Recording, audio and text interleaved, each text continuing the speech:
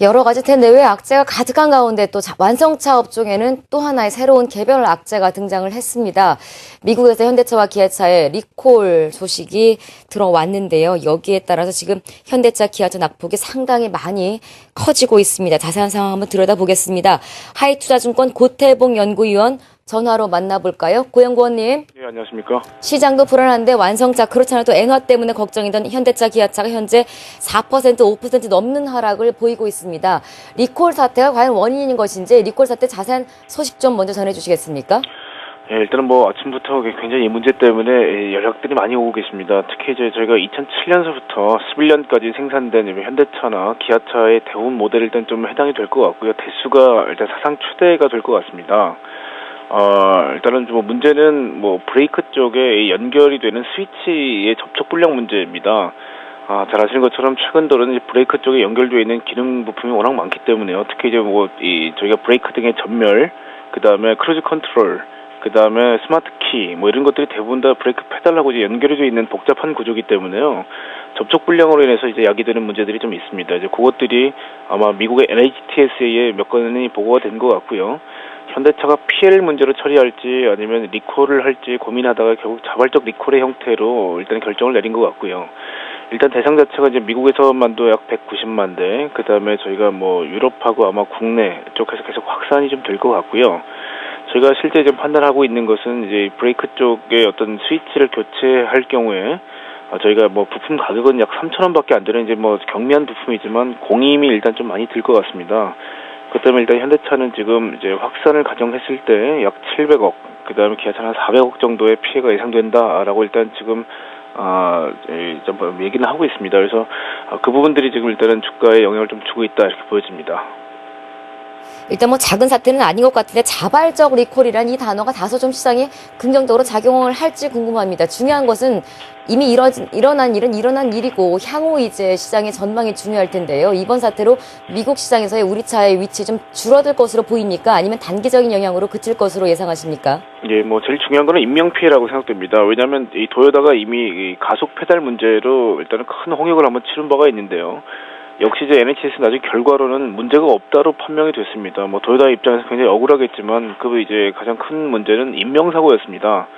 근데 이제 이번에 우리 브레이크 어떤 이제 스위치 같은 경우는 사실 이 크루즈 컨트롤 쪽하고 연결이 되어 있기 때문에 잘못될 경우에 큰 사고로 이어질 수 있었는데요. 이제 인명 피해가 전혀 보고가 안 됐기 때문에 저희로서는 단기적 피해라고 봅니다. 특히 아까 말씀드렸지만 자발적 리콜이라는 부분이 저희가 뭐 NHTSA에서는 매년 저희가 한 150건 이상의 저희가 리콜이 보고가 되고 있기 때문에 아마 미국 소비자 입장에서는 굉장히 익숙한 제가 보기에는 형태가 될 거고요.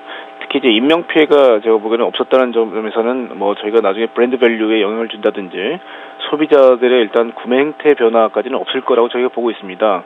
특히 작년 11월 달에 발생했던 EPA, 즉 저희가 환경보호청에서 연비 과장 문제는 실제로 도덕적인 문제까지 저희가 확산될 수 있었기 때문에 굉장히 좀 부정적으로 본 바가 있지만 특히 이런 자발적 리콜 같은 경우는 뭐 평상시에 많은 어떤 케이스가 있기 때문에 큰 영향은 없을 거다라고 보고 있고요.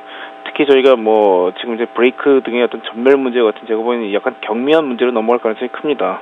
그래서 저희가 말씀드렸듯이 리콜이 있고 나서부터는 제가 보면 큰 문제까지는 비화되지 않을 거라고 좀 보고 있습니다. 네.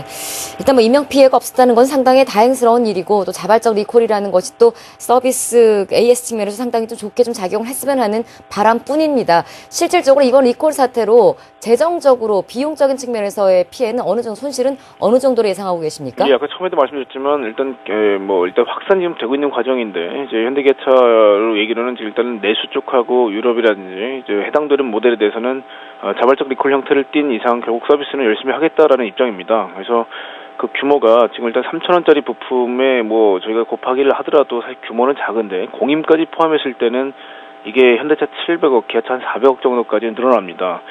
그래서 이 비용을 저희가 지금 현대차 같은 경우는 좀 충당금이 한 6조 정도가 설정되어 있고요. 기아차도 지금 1조 넘게 설정이 되어 있기 때문에 기존 충당금에서 저희가 뭐 해결을 할지, 그 다음에 신규 충당을 쌓을지는 저희가 좀 지켜봐야 되겠지만, 특히 기아차 같은 경우는 1분기 실적에 결국 충당금을 좀 더 이제 반영하는 아마 회계 정책을 쓸 거다라고 지금 얘기를 하고 있습니다. 그래서 아마 저희가 봤을 때는 그 지난 이제 1분기 실적에 결국 이 판관비단에서 저희가 충당금을 좀 더 이제 개선할 가능성이 커 보입니다. 그래서 저희가 이제 뭐 기존 충당금이라는 게 대부분 다 이 리콜이라든지 아니면 파워트레인 쪽에 문제가 발생했을 때 제가 무상 수리해주는 비용들이 저희가 지금 계정 자체에서 굉장히 많이 쌓여 있기 때문에 일부 이걸 이용하고 그다음에 추가 충당금을 설정하는 선에서 일단 끝날 것 같고요. 아마 1분기 때 저희가 이제 적용을 할 것 같습니다. 그래서 저희가 봤을 때는 이 1분기 실적에 조금 경미한 기스는 좀 날 것 같다. 좀 이렇게 보고 있습니다. 끝으로 기아차 현대차 지금 현재로 상당히 많은 조정을 받고 있는데 투자 의견 여쭙겠습니다. 기관들은 오히려 매수하고 있다라는 것에서 긍정적으로 해석을 해야 될까요? 매도 의견 어떻습니까? 결국은 저희가 이거 지나간 문제로 볼 거냐, 아마 향후 이것들이 더 파급되는 이제 부정적 영향이 있을 거냐가 굉장히 중요할 것 같습니다. 이제 제 생각은 1분기 실적 이제 4월달 말이 되면 이제 발표가 될 텐데요. 거기서 만약에 충당금이 1분기 때 이제 반영이 되고 2분기 때 영향을 안 준다 그러면 말씀드렸지만 단기적 이슈로 끝날 가능성이 커 보입니다. 왜냐면 저희가 뭐 지금 이제 GM이나 포드 같은 경우도 계속 리콜은 발표가 되고 있고요. 대부분 업체들이 충당금을 설정해 놓고 있기 때문에 저희가 아마 추가적으로 부담이 되지는 않을 거다라고 보고 있고요.